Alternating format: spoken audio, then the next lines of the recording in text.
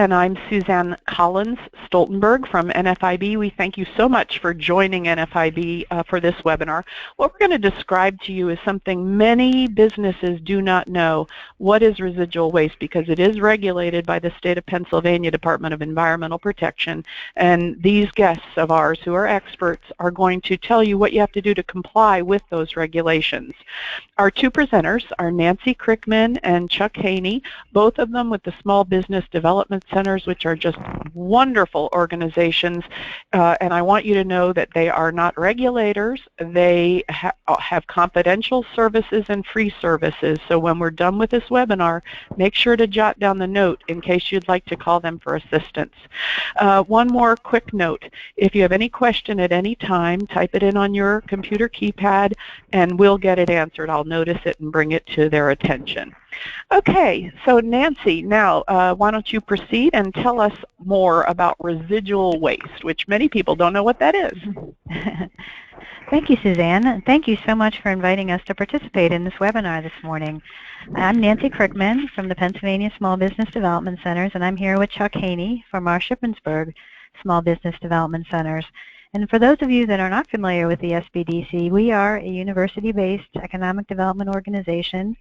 And one of our specialized services is our EMAP program, and we do offer, as Suzanne mentioned, confidential and no-cost environmental compliance assistance. I'm going to turn it over to Chuck to get started.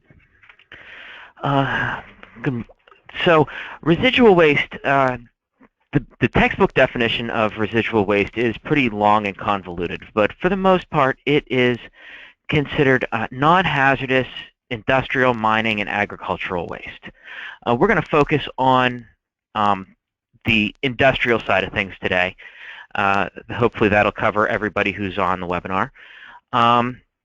Now, there are a couple of different waste categories in Pennsylvania.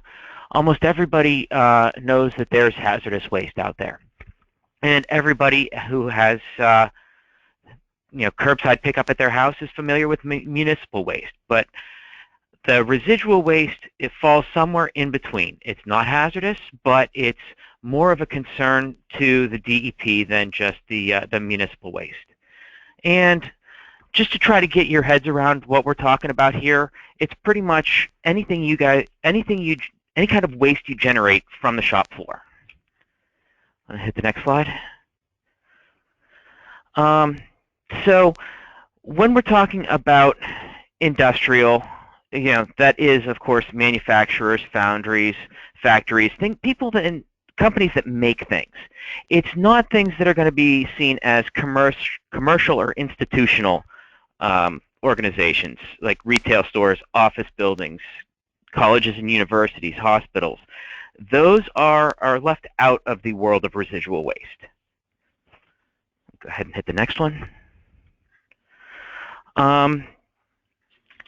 So some kind of, when we say residual waste is anything that's generated on the shop floor, yeah, that can be a really, really wide array of things, from foundry sand, baghouse dust, empty containers, waste tires, oil. One of the biggest areas of concern for a lot of people is processed wastewaters. Those are considered a residual waste if they're not hazardous, and they're just one of those things that really kind of gives people a lot of headaches. Another good example of residual waste, and kind of clarify the difference between what we're talking about here, is if you have a gallon can of paint and the gallon can of paint is full and you want to get rid of it, that's going to be a hazardous waste because the material inside the can of paint is flammable or ignitable and meets that characteristic. Now if you take that out and you empty it, you have an empty container of paint. If you have that at your house, that's going to be considered municipal waste. If you have that at a university, right now they're painting the hallways of the college where I'm at. Those cans of paint are going to be considered municipal waste. But if you're generating those same empty containers on the shop floor, those are considered residual waste. Just kind of a little bit more of an explanation of that. Okay, Nancy? Thank you, Chuck. Now, it's important to remember with residual waste that there are no federal requirements. It is strictly regulated. All of the regulations are state regulations, and they are governed and controlled by the Pennsylvania Department of Environmental Protection's Bureau of Waste Management. And the Bureau of Waste Management really has two functions. One, they provide enforcement.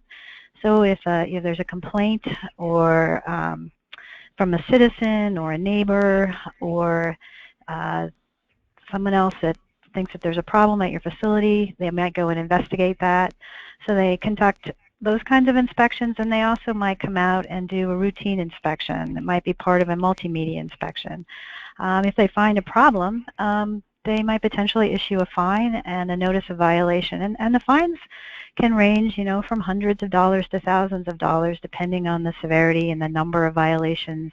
And the DEP has a penalty matrix they use to look at different factors, like what's your history of compliance and whether you've had violations before and whether you knew about the regulation ahead of time. So there are a lot of factors that go into ultimately what your fine might be if they do find something. And then they would also prosecute any violators that they find. And the second big function is that they issue approvals and permits. So if you are going to be processing your waste or transporting it, you would probably need to get some type of permit or approval from DEP. And any landfill that would be disposing of the waste would need to get an approval from the DEP. So for the most part, just generating residual waste, it's not going to require a permit. It's really whenever you you do something to the waste, other than toss it in the dumpster and have then you're going to need a permit or a approval of some sort. But for the residual waste generators, for those folks who are creating the residual waste, let's start out with a couple of just general record-keeping requirements for everyone.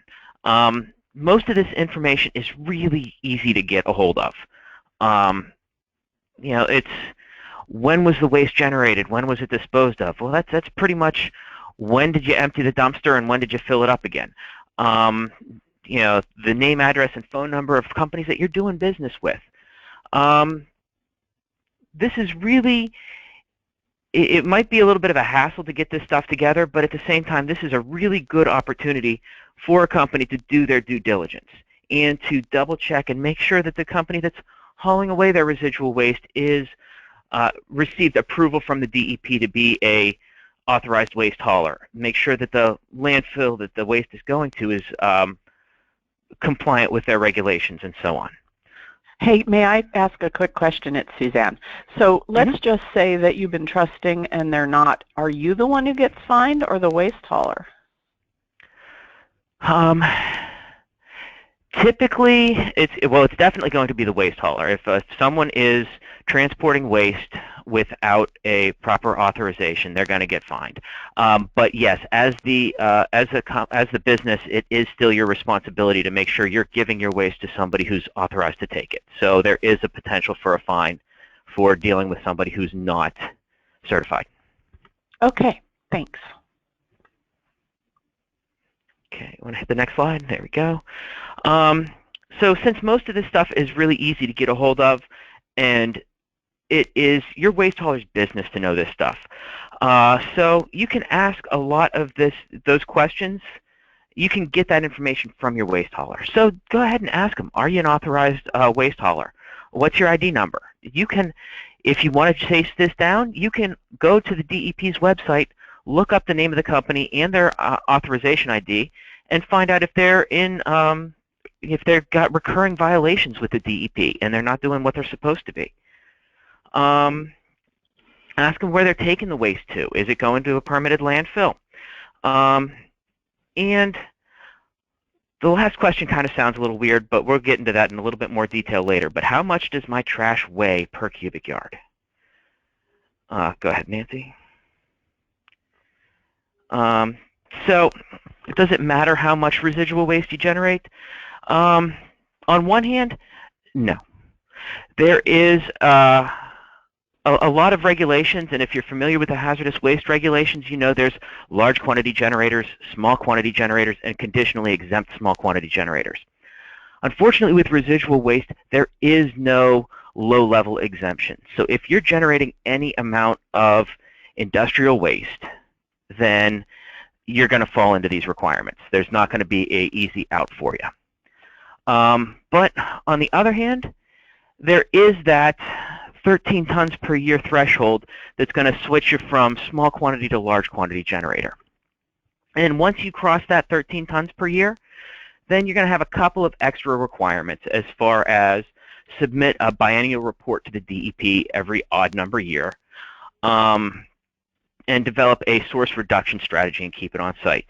Now, the source reduction strategy, that's really a bit of a waste audit and falls right in line with, at the time these regulations were made, was this beginning of the push for lean manufacturing. And that sort of fell right in line with things. It's like, identify where your waste is and try to figure out ways to reduce the amount of waste you're generating.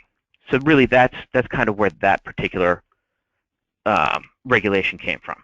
Next slide. Can I just ask one last thing?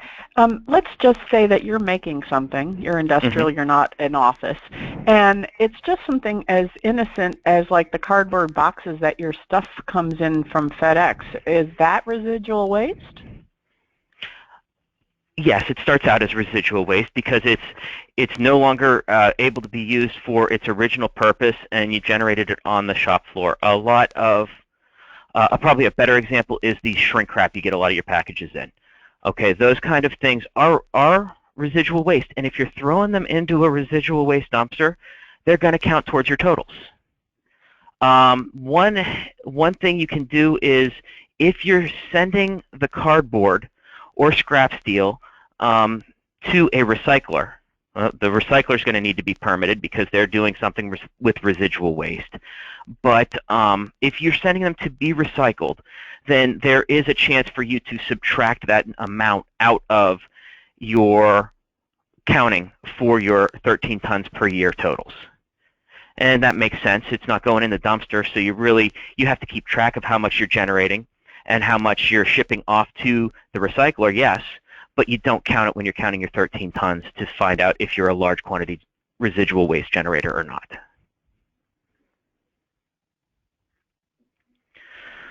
And then there is a little tidbit that the DEP threw in there as far as if you generate a large amount of residual waste in one single month, more than 2,200 pounds, then you're going to need to do a chemical analysis of the waste. What are the properties of the waste that you're sending to the landfill, or the properties of the wastewater that you're sending to be treated? That's anytime you go over that 2,200 pounds, then that trips that requirement to do the chemical analysis of the waste. Go ahead to the next one.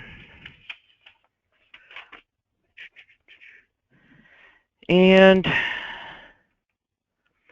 how do you determine how much residual waste you generate? Well, we talked about these thresholds being in tons or pounds, but almost every time you're talking to somebody who deals with waste, be it landfills, be it the waste haulers, they talk in cubic yards. And this is a huge area of frustration for business owners. Like, look, I've got a 3 cubic yard dumpster out back. Am I large quantity or small quantity? I don't know how much this stuff weighs. It goes back to where we talked about asking your waste hauler for how much does your waste weigh.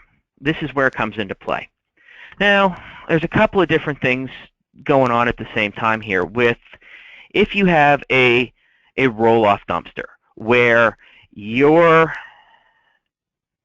waste is going into one of these big dumpsters, the truck, empty flatbed comes up, takes your whole dumpster away, and you're the only one going to the landfill at that time. Well, then you're getting charged by the pound that they're shipping off. So you'll get a receipt. It'll tell you how many pounds of waste you've generated, and that's probably the easiest way. But if you have a little bit of a smaller dumpster, and they're just taking it with the forks, tossing it in the back of the garbage truck, and moving on and mixing your stuff with everybody else, then you have to do a little bit of math, and it's actually quite easy. So if you go to the next slide, then say you have that 3 cubic yard dumpster. You've talked to your residual or your waste hauler, and they say, you know what, you're about 100 pounds per cubic yard. You get it emptied twice a week, and there you go. It's pretty easy. 3 yards times 100 pounds per cubic yard times the number of times you get it emptied. You're going to be actually a large quantity residual waste generator. Now, there's a lot of fluctuation in this as far as what if you only get it emptied once a week? Now you're back down. Now you're down to a small quantity. And the amount of weight, that's going to depend on the type of business you're in. Are you generating something that's really dense and heavy, or are you doing something more like the cardboard, which is not going to be as heavy? That's why it's kind of important to talk to your waste hauler to get that. They always, in my experience, the waste haulers, they estimate low. They say, yeah, about 75 pounds per cubic yard. If you talk to the DEP, they estimate high, up to 300 pounds per cubic yard, and that gets a huge difference. So I like to tell people to get that estimate in an email just so you can keep that documentation, and hey, this is what we're basing our calculations off of. Let's see. Oh, by the way, if someone might not recall that little calculation you gave, which is useful, we're going to post these slides on nfib.com/Pennsylvania by tomorrow morning. Anyway, Chuck, go ahead. Okay. Okay, so you've heard a lot about determining how much residual waste you might have at your facility, but there's some certain types of work practices that are required no matter how much residual waste you generate. And one of them is related to storage. You're not allowed to store residual waste for longer than 1 year at your facility. You must find a way to dispose of it or recycle it before then. You also need to label your containers. They should be labeled with residual waste, and it's a good idea to put the specific type of waste right on the container along with the residual waste label. You have to make sure that these containers are adequate, that they are the right size, that they're made out of the right material so that they can, adequately handle and contain the waste. And you certainly don't want to be mixing it with your hazardous waste or any other waste, because then you've lost the advantage of it being residual waste and having fewer requirements than hazardous waste. So no mixing with hazardous waste. You also want to make sure that your residual waste is not creating any type of a nuisance, so you want to control odor or dust or any sorts of insects that may be flying around near the waste area. And stormwater runoff can be a concern, so you want to make sure you minimize the opportunity for stormwater to come in contact with the waste. So when are approvals or permits needed? We've kind of touched on this a little bit, but as Chuck mentioned, if you're just generating residual waste, you do not need a permit or approval. However, if you are going to be processing it, that would be things beyond sizing, shaping, and sorting, burning it, or reusing it, you may need to get a permit or approval. If you're going to dispose of it on site at your facility, you're going to need to get some kind of approval. If you're going to be transporting it, either through your own company or through a licensed hauler, you need to make sure that the appropriate approvals are in place. Now, there's many types of permits that Pennsylvania DEP will issue. They range from an individual permit, there's a general permit for beneficial use, and a permit by rule for on-site processing. So once you determine the type of waste you have and how you treat it, then we can help you determine what type of permit you may need to get, if any. Now, many manufacturers have waste oil at their facility. So we put this slide up because there are some special requirements for waste oil. So many companies would have things like engine oil or hydraulic fluids or press oil or machine lubricating oil. And that oil needs to be treated separately. It needs to be labeled in containers that say waste oil. And again, similar to the other residual waste requirements, those containers need to be in good condition. So there's no leaks or spills from them, and you cannot accumulate that waste oil for more than a year or mix it with hazardous waste. So we've hit you with a lot of basic information about residual waste. It can be confusing when you first learn about this. So one place you can go to sort of sort this out. Pennsylvania DEP has a lot of information on their website, which you can go to DEP's website and use a keyword residual waste. Things like fact sheets and the forms that you need for approvals and permits. Some of the guidance documents and the regulatory citations are there. They have a general email that you can use, or if you're comfortable, you can contact your DEP regional office directly and ask them questions. However, we recommend, particularly if you're unsure what requirements apply to you, why not give us a call first? We do provide no-cost confidential compliance assistance, so we can work with you, come out to your facility, help you understand the requirements that apply to your business, and help you get on the path towards compliance, before you might be visited by DEP. We are strictly confidential. We would never turn over any contact information about you or your company to any regulatory agency. So it's always safe to give us a call. And really the easiest way to contact us is to call our toll-free hotline number, which is 877-ASK-EMAP, and that's 877-275-3627. We do staff that line 9 to 5 every day, and be happy to take your call. And in addition to, just to throw out there, in addition to waste issues, we also help businesses with air and water, storage tanks, and other environmental compliance issues as well. So I think at this point, we're going to conclude our remarks on residual waste. And again, thanks, Suzanne, for inviting us today, and I hope we hear from you if you have any follow-up questions in the future. And I'm going to turn it back over to Suzanne. Thank you. And just on a last note, as I said, you can call NFIB Pennsylvania anytime for any issue, even beyond this.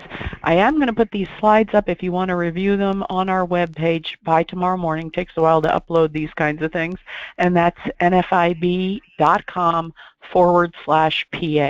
Anyway, thank you all so much, especially from the Small Business Development Center. They are a wonderful resource for every small business. And Nancy and Chuck, have a great day, and thank you to all our listeners. Bye-bye.